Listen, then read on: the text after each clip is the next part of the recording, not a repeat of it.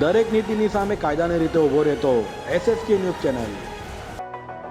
સુરતના ભરચક અને ઇન્ડસ્ટ્રીયલ વિસ્તાર SK ઇન્ડસ્ટ્રીયલ એસ્ટેટમાં માછલી પકડવાની જાળમાં એક સાપ ફસાતા જીવદયા પ્રેમીને જાણ કરાઈ હતી, જેને લઈ તેઓએ ત્યાં પહોંચી રસેલ સ્વાઈપર સાપનું રેસ્ક્યુ કર્યું હતું।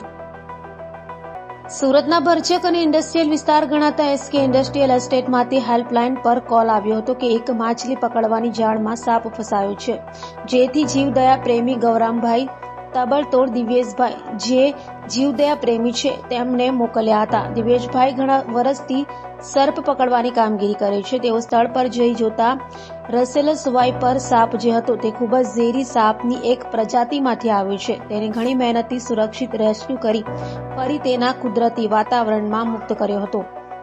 વધુમાં ગૌરાંગભાઈના જણાવ્યા મુજબ રસીલનો વાઇપર એટલે કે ડાબોઇયા રસીલીએ દક્ષિણ એશિયાના વતની વાઇપેરિડે પરિવારનો અત્યંત ઝેરી સાપ છે। તેનું વર્ણન 1797માં ઝ્યોરસો અને ફ્રેડરિક પોલિડોર નોડર દ્વારા કરવામાં આવ્યું હતું। તેનું નામ પેટ્રિક રસેલના નામ પરથી રાખવામાં આવ્યું છે અને તે ભારતના મોટા 4 સાપમાંનો એક છે।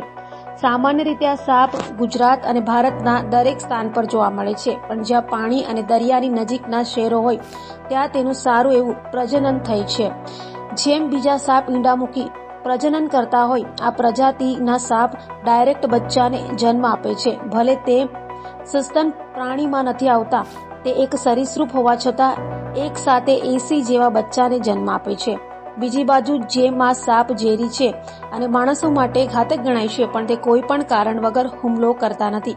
માનવ દ્વારા તેમણે કોઈ નુકસાન થઈ તો જ તે હુમલો કરે છે, બાકી કોઈ પણ સાપ કોઈ માણસને નુકસાન કરતા નથી। આ રીતે ઘણીવાર માછલીની જાળી લોકો ફેન્સિંગમાં લગાવતા હોય, જેના કારણે સાપ એમ ફસાઈ જતા હોય છે અને સાપનું મૃત્યુ પણ થઈ જાય છે અને કોઈ નજીક જાય તો તેમને બાઇટ થતી હોય છે। અમારી દરેક નાગરિકને વિનંતી છે કે આ જાળનો ઉપયોગ ના કરી બીજો વિકલ્પ અપનાવે, જેથી કોઈ પણ જીવને નુકસાન ના થાય। અત્યારે ચોમાસાના દિવસો ચાલે છે, ઘરોમાં પાણી ભરાયા હોય તો સાપ આવન ઘણા એવા બનાવ બનતા હોય છે। તો તમને ગમે ત્યાં સાપ દેખાય તો તેને મારવો નહીં ને કોઈ પણ રેસ્ક્યુને અથવા નીચેની હેલ્પલાઇન નંબર પર કોલ કરવા વિનંતી કરાઈ છે।